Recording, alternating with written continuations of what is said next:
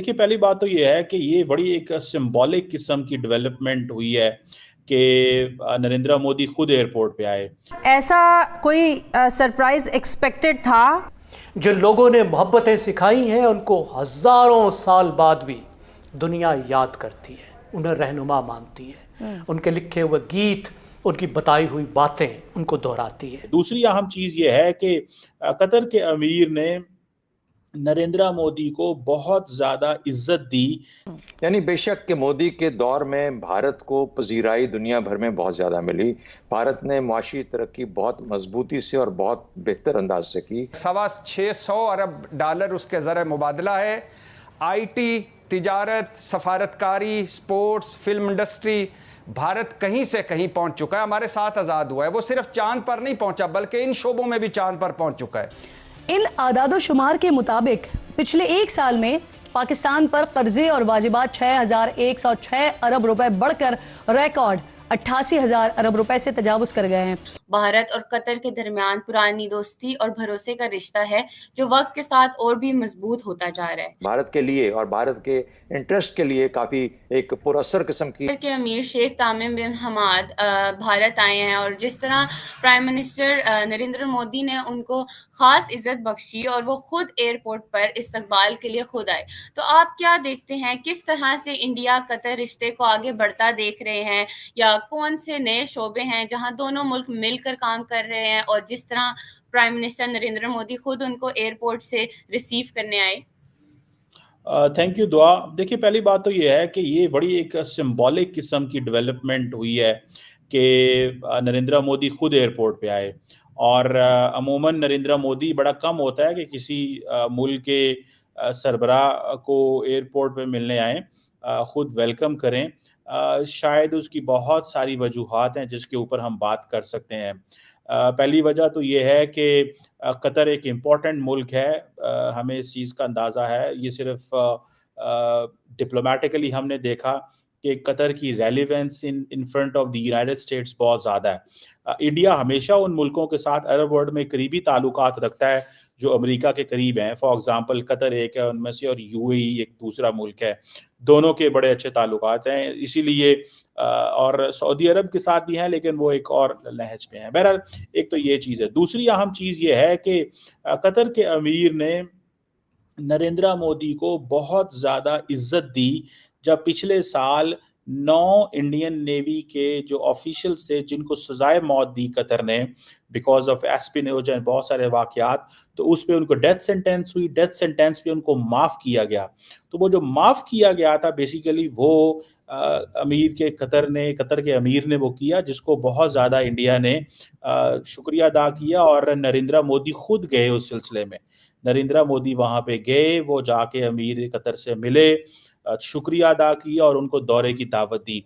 और दूसरा ये भी एक चीज़ है कि अब इंडिया ये समझता है कि कतर एक लीडिंग एनर्जी सोर्स है, particularly in liquefied natural gas, LNG जिसे बोलते हैं।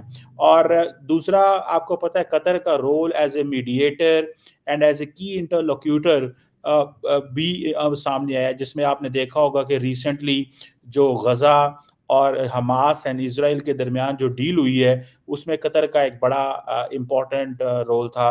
और कतर ने इस सिलसिले में काफ़ी फैसिलिटेट किया। इवन के बाइडेन एडमिनिस्ट्रेशन के दौर में भी जो सऊदी अमेरिका के जो हैं फॉरेन मिनिस्टर जो फॉरेन सेक्रेटरी थे वो भी आते रहे कतर। और इसी तरह अभी भी जो लीडरशिप है वो कतर आ रही है और कतर का शुक्रिया अदा कर रही है।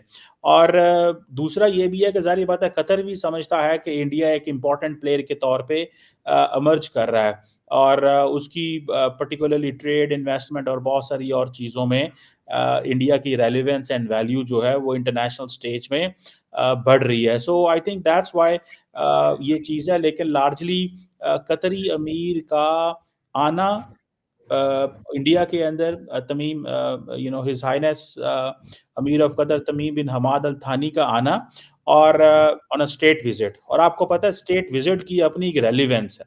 स्टेट विजिट जो होता है ये एक फॉर्मल विजिट होता है जो कि बेसिकली किसी भी सॉवरन कंट्री का जो रिप्रेजेंटेटिव होता है, जो हेड होता है, वो दूसरे सॉवरेन कंट्री जाता है, and that is on the invitation of the head of the state. तो ये बेसिकली इसको एक कहा जाता है, ये एक स्टेट रिसेप्शन दी जाती है, और ये कहा जाता है कि ये एक highest expression of friendly relations की बात होती है। एक तो ये बात, दूसरा इसमें ये भी वैल्यू इंपॉर्टेंट है कि जैसे इंडिया और कतर के मामलात थोड़े ख़राब थे, तो ये भी एक तासुर दिया जा रहा है कि इन ताल्लुकात को बेहतर करने के लिए ये स्टेट विज़िट जो है उसको कराया जाए। और जैसे मैंने बताया कि highest expression of friendly relations है सॉवरेन स्टेट्स के बीच में। आपको पता है इनफॉर्मल रिलेशंस भी होते हैं, जिसमें उतना सेरेमोनियल इवेंट्स नहीं होते, एम्फसिस इन चीज़ों के ऊपर नहीं होता, और वो और तरह के होते हैं, उनको ऑफिशियल विजिट कहा जाता है, वर्किंग विजिट कहा जाता है, या उसको जिसे वो कहते हैं ना प्राइवेट विजिट कहा जाता है। लेकिन ये स्टेट विजिट जो है भारत करवा रहा है उनको, और करवा इसीलिए रहा है कि एक बड़ी तादाद में, आपको पता है कि अगर मैं यही सिर्फ आपको बताऊं कि तकरीबन 83,000 इंडियंस कतर के अंदर मौजूद हैं, और ये तादाद बढ़ रही है, और वो बहुत ज़्यादा जो पैसा है वो कमा रहे हैं कतर के अंदर, एंड पर्टिकुलरली कतर के अंदर वो जैसे ट्रेड, इन्वेस्टमेंट, एनर्जी, इन चीज़ों में आपको याद होगा कि कतर के अंदर जब फीफा वर्ल्ड कप हुआ तो उसकी ओपनिंग में 2 इंडियन एक्ट्रेसेस जो थीं वो मौजूद।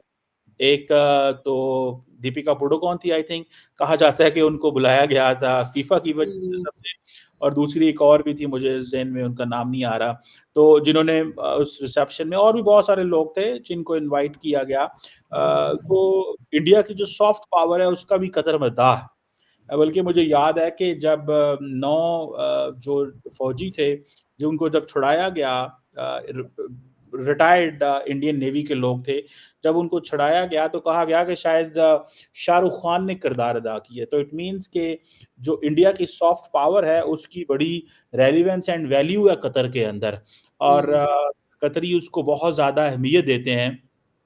और इसी वजह से जिसे कहते हैं ना कि एक नया, बेसिकली ये जो दौरा है ये एक नए रिलेशनशिप की बुनियाद रखने लगा, क्योंकि पीछे मिसट्रस्ट जो है वो सामने आया है पीछे। तो इस दौरे से आपको क्या लगता है कि कतर में जो रहने वाले भारतीय हैं उनके लिए कोई नई सहूलतें भी उनको दी जाएंगी?